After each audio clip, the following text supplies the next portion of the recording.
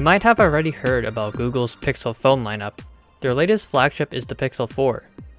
But let's go back in time and look at one of their flagships that launched long ago. It has been almost 3 years since the Pixel 2 XL launched, and since then, it's seen its fair share of controversy. Despite all of that, this phone has been my daily driver for the past year and a half. If you know about the Pixel 2, then you probably know about its camera and how good it is. And I can't deny those claims. It truly is great. I'm no photography expert, but the fact I can easily get a good shot with the Pixel 2 XL is amazing to me. It's a bit mind-blowing what Google's processing software can achieve. Just look at the way portrait mode blurs the background and keeps the subject in focus. Let's not forget about night mode either. Google later added this feature to the 2 after the Pixel 3 launched, and wow, it is really something. Like the way the image is brightened up to see all the surrounding elements in this photo. It is a testament to how amazing camera software, not just Google's, has gotten over the years. One of the main appeals of the Pixel is the fact that it runs stock Android. I actually came from an iPhone 6s to this phone, and I had no trouble at all adjusting to Android. From the day I purchased this phone till now, the battery life is still solid. I can still get through a day of use with around 20% left in the bank. This is with my screen brightness at 80 to 90%. I mostly browse the web or lurk through Reddit on my phone. Just a reminder though that this is just my experience and your mileage may vary. For phone calls, they're alright, but sometimes I have issues hearing the person on the other end because the call volume isn't high enough, even though the volume is maxed out. Sometimes the volume is fine, and other times it's just hard to hear. It's this weird issue that I've encountered, and I'm not sure if it's a bug or something exclusive to just my phone. People really dislike the look of the Pixel 2 XL's bezels, saying it is outdated. And to give some context to these claims, at the time it launched, the bezels of phones such as the Samsung Galaxy S8 were getting increasingly thinner. In comparison, Google gave us much larger top and bottom bezels. But hate it or love it, even now, I actually like this look on the Pixel 2 XL. In a world that is becoming more and more dominated by these bezel-less designs and foldable smartphones, I find it refreshing to look back at this phone's design. It has this strange charm and a look that is very unique. It's one of the reasons I chose to purchase the phone, oddly enough. These bezels hit almost the right thickness where it isn't as thick as the iPhone 7 bezel, but these bezels aren't intrusive. Okay. Maybe they could have made it a bit thinner, but my point still remains. I think these bezels give the phone a unique look.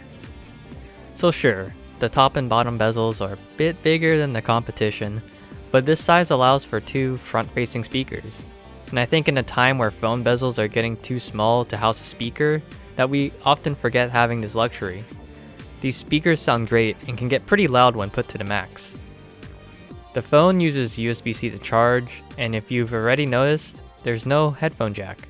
But that's not too much of a surprise seeing the trend of smartphones nowadays. I'm actually a bit thankful that this phone doesn't have wireless charging, because that would mean the back would have to be all glass. Basically, it won't shatter into a million pieces if you drop it.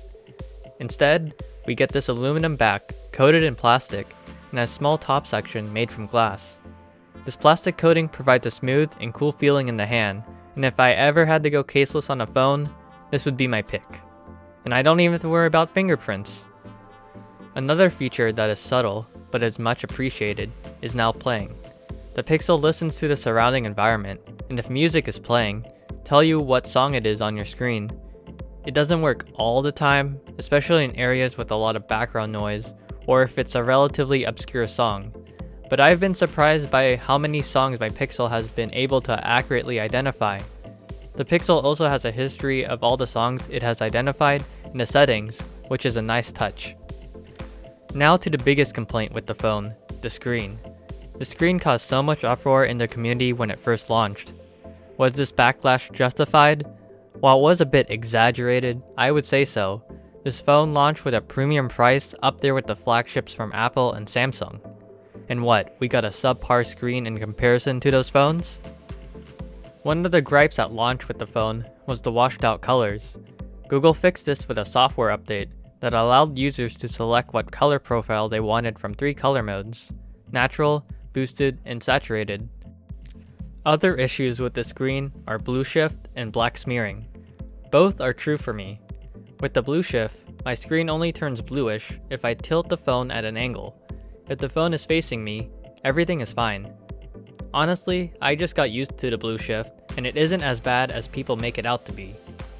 It's not like people are constantly gonna be looking at their phone from an angle.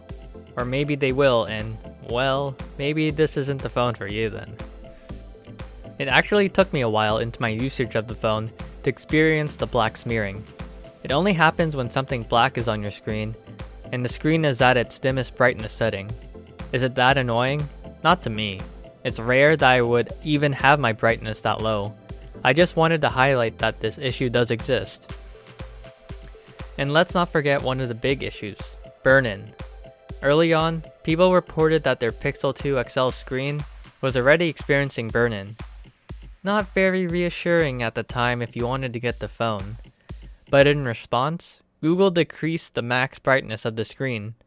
I haven't seen any instances of burn-in yet on my phone, and I have had it for almost 2 years.